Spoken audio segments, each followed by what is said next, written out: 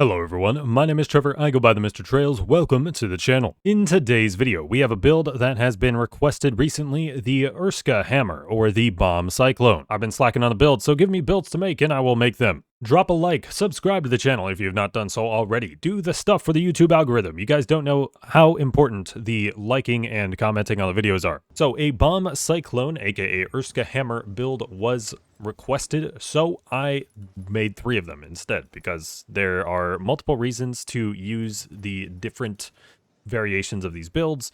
One of them being if you are using tonics and catalyst, then you are going to want to be using the Frostwulf bond for your bomb Cyclone hammer. With this, you're going to run the extended clip and mighty landbreaker. Those are the just generic best mods to run on the regular hammers. And in our prismatic slots, we're going to put in galvanized and cunning because we're going to go ahead and max out galvanized because we already have it on the bond, and we can then choose to run the Scarn Lantern. We're going to put catalyst in there. Omnicell is kind of up to preference. You can have extra shields and crit chance from Bastion to match the passive crit chance from Discipline, but you're still going to obviously have more of an offensive threat with Discipline. Or since you have shields, you can choose to go Revenant as well if you wish. And for the armor, we're going to have the Shroud Helmet with Berserker inside, the Time Weave Robes with Overpower inside, the Malkarian Gloves with Predator inside, and the Time Weave Leggings with Berserker inside. Tonics will be Aether Drive, Blitz, Frenzy, and that would give us a perk summary of 6 Berserker, 6 Catalyst, 6 Cunning, 6 Galvanized, 6 Overpower, and 6 Predator. But you could instead choose to run the Pangar bond, even with Catalyst. It would be a little less optimal than the Frostwulf bond, but it is still an option. The Knockout King from the Pangar bond can be relevant in certain situations, and in the Hunting Grounds at least, you're going to be tearing through every other behemoth anyway because of the Pangar unique effect. So with extended clip Mighty Landbreaker instead of galvanized in the hammer, we are going to have Pulse instead, and I chose to go with a Revenant for this option, but the rest of the build is the exact same as the previous build. We have the Shroud Helmet Berserker,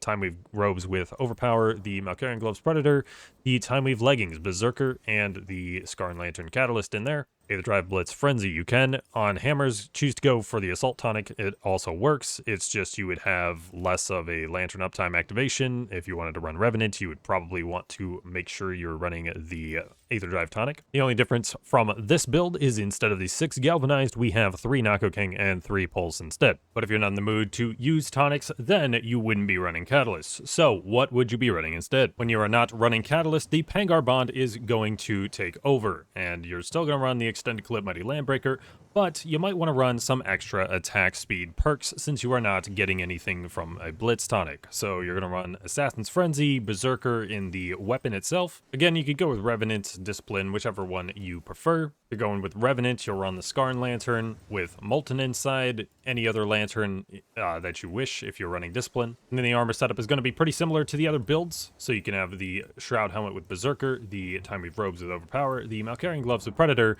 and you can run the Thrax Legs with Pulse to give ourselves a perk summary of 6 Berserker, 6 Cunning, 6 Overpower, 6 Predator, 3 Assassin's Frenzy, 3 Knockout King, 3 Molten, and 3 Pulse. You can opt to go with getting Molten on a permanent basis if you go with +6 Molten here instead of the 3 Assassin's Frenzy, but I find Assassin's Frenzy to just feel better all around personally. If you are running this sort of setup, it doesn't hurt to bring along some concussive grenades because you really only have the one super easy interrupt from the Urska ability. Otherwise, you have non-optimal interrupt methods. And now I'll show you some footage of what these builds can do. But I have been Trevor, I go by TheMrTrails, and I will catch you guys next time.